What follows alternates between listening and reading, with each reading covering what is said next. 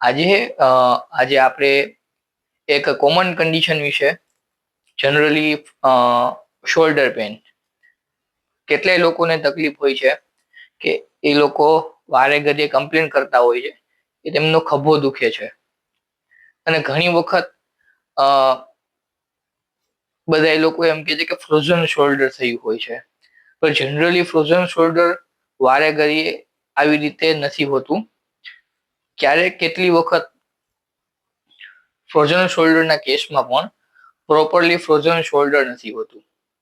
આપણે જોવા જઈએ તો આપણા શોલ્ડરની અરાઉન્ડ ઘણા બધા મસલ્સ આવેલા છે અને એક મોસ્ટ મોબાઈલ જોઈન્ટ છે, એટલે કે ઘણી બધી મુવમેન્ટ આપણે એના થ્રુ કરી શકીએ છીએ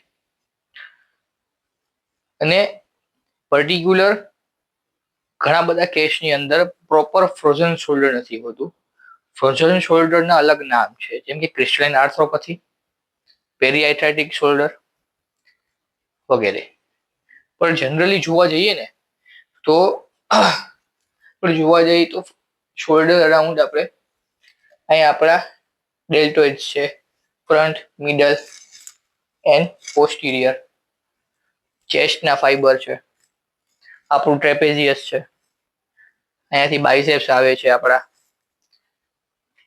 પાછળ જોવા જઈએ તો સ્કેપ્યુલર સાઈડના જે મસલ્સ છે, જે સાથે આખું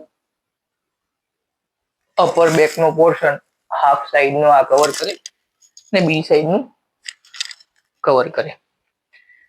તો ઘણા બધા કેસની અંદર પર્ટિક્યુલર અમુક મસલ્સ નું એડજસ્ટમેન્ટ કરી એને લેવલમાં લઈને પછી તેને પ્રોપર જો સ્ટીફનેસ હોય તો એને રિલીઝ કરી અને જેમાં વીકનેસ હોય એને સ્ટ્રેન્થનિંગ કરી પછી આપણે પર્ટિક્યુલર કોઈ પણ કન્ડિશનને આપણે લેવલમાં લઈ શકીએ છીએ.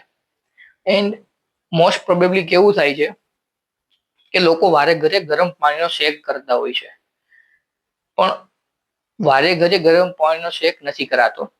જનરલી કોઈ પણ રિસેન્ટ ઇન્જરી થાય ત્યારે આપણે આઈસિંગ કરીએ છીએ એન્ડ ધેન જેમ ઇન્જરી જૂની થતી હોય અમુક ત્યારે આપણે ગરમ પાણીનો શેક છે કે વોટ એવર કાંઈ પણ હોટ અપ્લાયન્સ આપણે એના ઉપર રાખીએ છીએ. ઓકે.